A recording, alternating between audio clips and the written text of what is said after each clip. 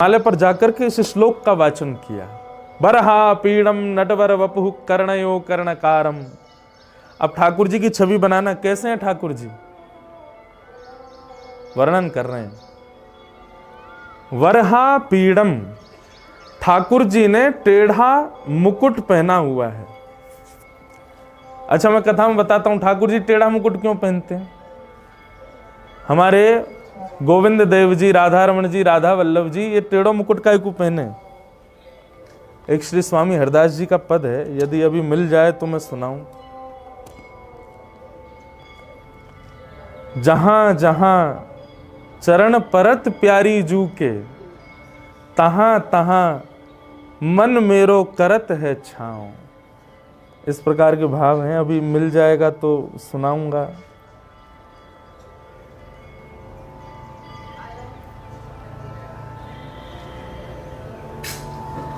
अब नहीं मिल रहा है, ये होता ही है। जब हमको कोई पद गाना होता है वो उसी दिन नहीं मिलता जब गाना होता है। तो इसका भाव यही है कि जहां जहां चरण पड़त प्यारी जू के, तहां तहां मन मेरो करत है छाँव रे।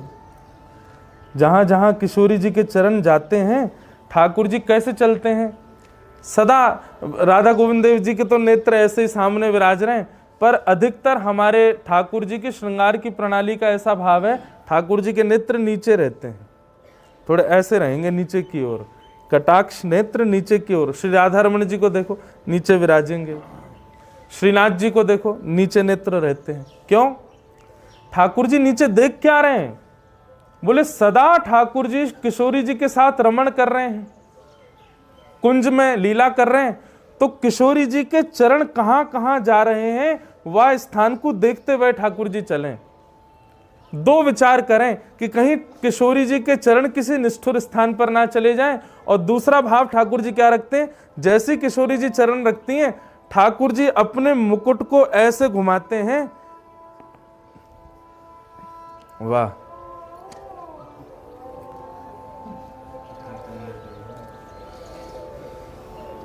सुनाएं। श्री स्वामी हरदास जी का पद है। स्वामी जी के पद थोड़े से गाने में ना कठिन होते हैं, पर होते बड़े बढ़िया। जहां जहां चरण परत प्यारी जू के, जहां जहां चरण परत प्यारी जू, जहां जहां चरण परत प्यारी जू के, जहां जहां परत प्यारी जू के, तहां तहां मन मेरो करत है छाँव रे। तहां तहां मन मेरो करत है, हे तहां तहां मन मेरो करत है छाँव रे। तहां तहां मन।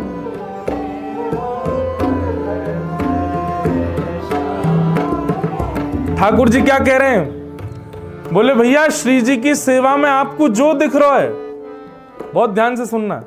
ये देखो अंतरंग, आप में से एक बात पहले ही कर दूं, ये 3 दिन का जो सत्र होने वाला है ना, ये बिल्कुल निकुंज लीलाओं का होने वाला है। इसलिए यदि कोई ये सोच के आ रहा हो कि ज्ञान वैराग्य की चर्चा होगी, तो भैया क्षमा करियो, बाकी लिया बड़ी बड़ी कथाएं हैं।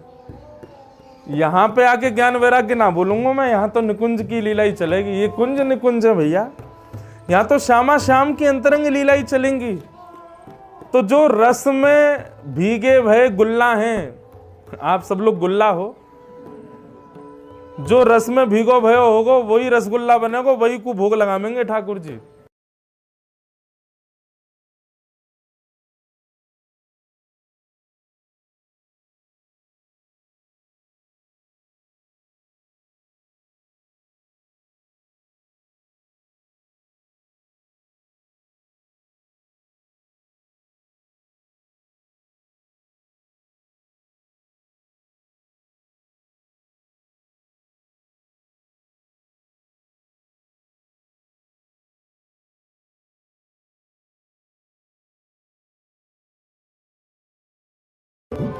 चवर डुरावत बहु मूरत मेरी, चवर। ठाकुर जी कह रहे हैं मैं ही ललता बन जाता हूं, मैं ही विशाखा बन जाता हूं। किशोरी जी जब कुंज में विराजती हैं, ललता विशाखा बाहर खड़ी रहे, ठाकुर जी ललता विशाखा को बहुत रूप धारण कर लेते हैं और ठाकुर जी ही किशोरी जी की सेवा करते हैं। बहु मूरत मेरी, चवर डुरावत बहु,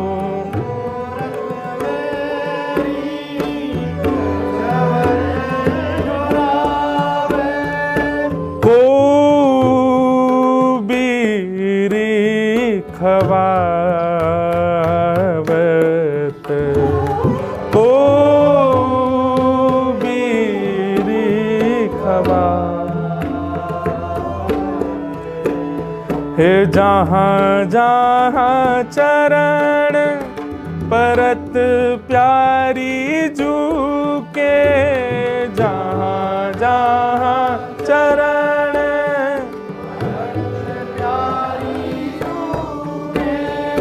ताहा ताहा मन मेरो करत है छाँव, ताहा ताहा मन मेरो। श्री हरिदास के श्यामा स्वामी कुंज बिहारी, श्री हरिदास स्वामी श्यामा, श्री हरिदास के स्वामी श्यामा कुंज बिहारी, श्री हरि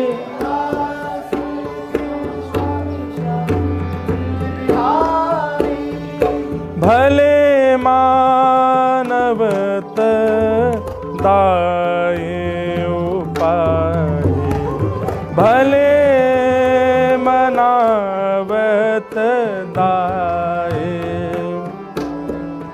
हे जहाँ जहाँ चरण परत प्यारी जू के, जहाँ जहाँ चरण परत प्यारी जू, ताहा ताहा मन मेरो करत है छाँव, ताहा ताहा मन मेरो करत है छाँव। जहाँ जहाँ चरण प्यारी, जहाँ जहाँ चरण परत प्यारी जू के, तहाँ तहाँ मन मेरो करत है छाँव। तो ठाकुर जी मुकुट ऐसा क्यों पहने? ये जादना मुकुट पहने ना, वादना समझियो छतरी पहन के आए हैं, और काय के लिए? किशोरी जी के चरणन के ऊपर छांव करवे के लिए। कहीं ये उष्ण सूर्य को ताप श्री जी के चरणन को कष्ट नहीं दे। बंधुओं, निकुंज लीला में वर्णन आता है कि एक बार ललता विशाखा दोनों सेवा कर रहे और स्वामिनी जी अष्टदल कमल के ऊपर पौड़ी हुई हैं।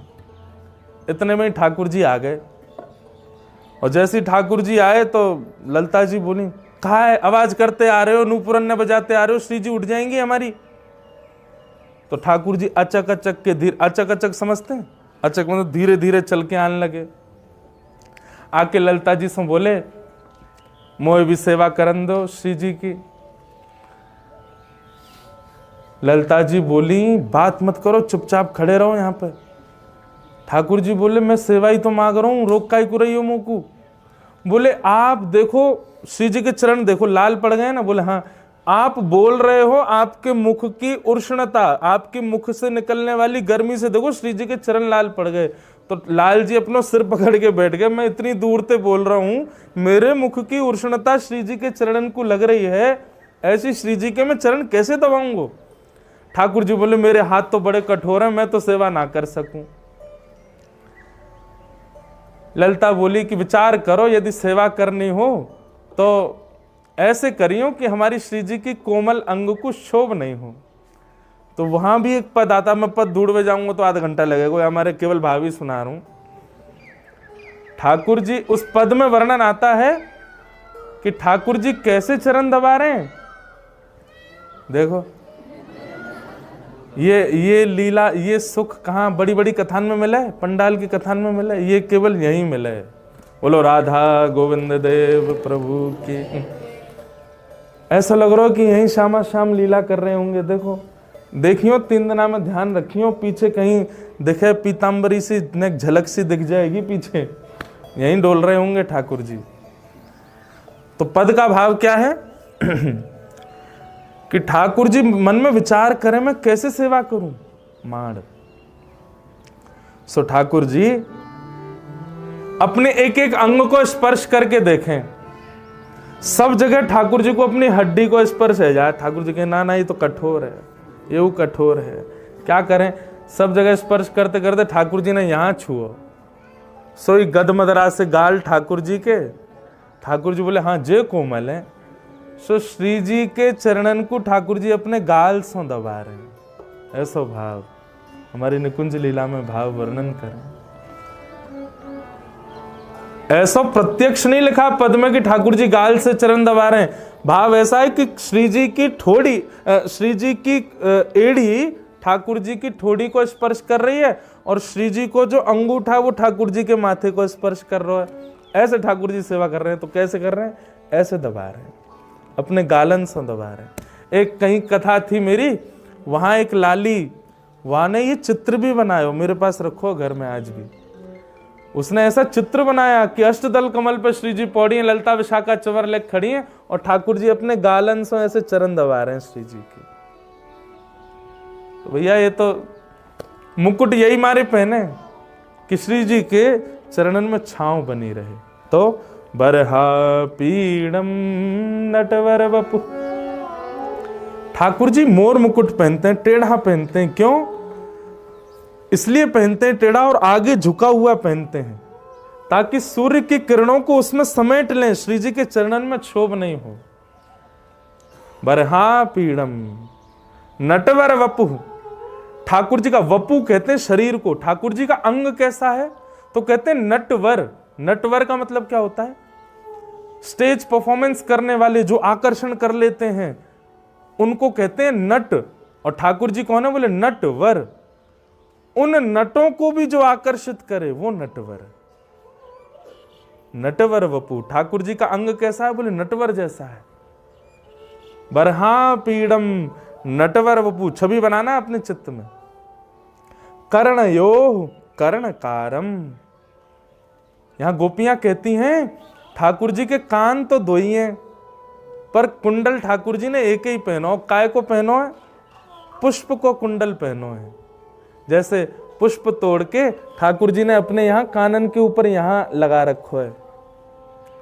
इतने में श्रीदामा मधुमंगल बोले लाला अब या उंगली को पकड़ के मधुमंगल चले या उंगली को पकड़ के श्रीदामा चले। तो जा तरफ पुष्प है वो ही सखा इतरावे, मेरी तरफ पुष्प कर रखो है, मुंह ते ज्यादा प्रेम करे लाला। सो दूसरी तरफ श्रीदामा के लाला देगी मधुमंगल बहुत इतरा रहे हो तो या पुष्प को निकाल के यहां लगा, हमारी तरफ लगा। सो ठाकुर जी कर्ण योह कर्ण कारम, दो कान हैं पर कुंडल एक ही है पुष्प का। तो ठाकुर जी ऐसे निकालते हैं और दूसरे कान में धारण करते हैं। हमारे पूज्य नाना जी पंडित श्री कृष्णलाल शास्त्री जी वो तो इतना सुंदर वर्णन करते थे।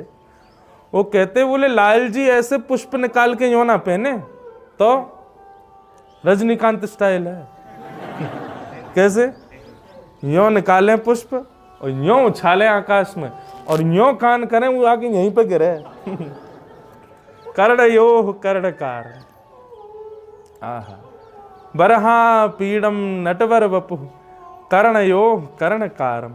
और जा तरफ पुष्प गिरे ना कानन में आके, वह तरफ के सखा, वह तरफ खड़े भाई बछड़ा बछिया वे इतने आनंदित है जाएं कि उनके नेत्रन से प्रेमाश्रु गिर जाए।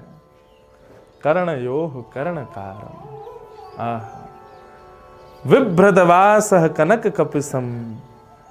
ठाकुर जी पीतांबरी पहनते हैं। हमने जो पहनी है इसको कहते हैं श्वेतांबर। ये पीलो कर दो तेसु के पुष्प रंग डाल के, तेसु के पुष्पन ने बढ़िया जल में भिगो के बाद से जब पीलो रंग है जाए, वही मैं श्वेतांबर को डाल दो, यही पीरो है जाएगा। ऐसे ठाकुर जी पीतांबरी पहनते हैं। विभ्रदवास कनक कपिसम वही जयंतीम चमालाम, सुंदर ठाकुर जी ने वैजंती माला पहनी है। और रंध्रान वेणु अधर सुधया, अपने अधर पर ठाकुर जी वेणु नाद करते हुए चल रहे हैं। रंध्रान वेणु अधर सुधया पूरयन गोप वृंदई वृंदारण्यम स्वपद रमणम प्राविशत गीत कीर्ति। गोपियां इस रूप का दर्शन करती हैं और इस रूप का दर्शन करते करते करते करते भाव विह्वल हो जाती हैं। और यहीं से प्रारंभ होता है वेणु गीत। ये वेणु गीत का श्लोक नहीं, वेणु गीत से पहले का श्लोक है। आओ एक दो श्लोक तो प्रारंभ करिए।